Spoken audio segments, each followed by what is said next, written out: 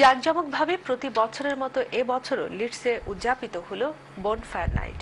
এবার স্থানীয় প্রায় ৭০,০০০ মানুষ অংশগ্রহণ করেন এই ইভেন্টে, আর তাই স্থানীয় ব্যবসা প্রতিষ্ঠানে ছিল উপচে পড়া ভিড়।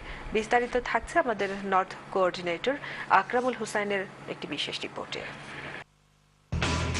সূর্য যখন ঢলে পড়ল, গোধূলির সাঁঝ নিভে যাওয়ার সাথে সাথে ঊর্ধ্ব গগনের এক কোণ থেকে চাঁদের আলো যখন বিস্তৃত হতে লাগলো, ঠিক এ মুহূর্ত থেকেই হঠাৎ করেই বিকট বিকট আওয়াজ প্রতিধ্বনিত হচ্ছিল ঘরের গার্ডেন, রাস্তার মোড় বা খোলা মাঠ থেকে। আর এর সাথে সাথে আকাশের রং বিচিত্রতায় ধারণ করতে শুরু করলো রং ধনুনে ৭ রঙের। এজন্য এক ভিন্ন অনুভূতি, আর তাই কনকনে শীত উপেক্ষা করেও অনেকেই ছুটলেন মূল লক্ষ্যবস্তুটির দিকে। তবে যারা জানতেন না বা যাদের আগমন গত বছরের নভেম্বরের পর কৌতূহলের কমতি ছিল না তাদের মাঝে, আর তাই প্রায় ৬০ থেকে ৭০,০০০ মানুষের সমাগম ঘটেছিল লিডস সিটি কাউন্সিলের সহযোগিতায় লিডস তথা ইয়র্কশায়ারের বিখ্যাত পার্ক ঐতিহাসিক রাউন্ডে পার্কে বনফায়ার নাইট বা গাই ফক্স উদযাপনে।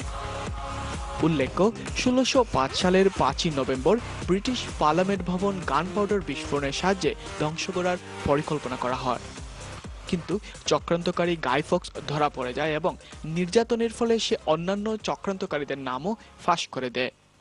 বিচারে গাই ফক্স অন্যান্যদের ফাঁসি হয়, আর এদিন থেকেই এটি উদযাপিত হতে থাকে।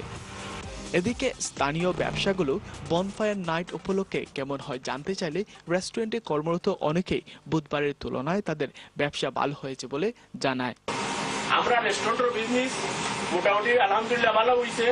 আমরা বনফায়ারও গেছিলাম, রাউন্ডি পার্কও, ঐতিহ্যবাহী লিডসের রাউন্ডি পার্কও। We actually went down, me and my chef went down to go see the bonfire. I mean, roughly about 50 to 60,000 people. So I mean, we were only there for like good 15-20 minutes because we left our business here at the same time. মূল অনুষ্ঠান সন্ধ্যা ৭:৩০ থেকে শুরু হয়ে চলে ১০টা পর্যন্ত। এর media partner হিসেবে উপস্থিত ছিল লিডস এফএম। আকরামুল হোসেন, বাংলা।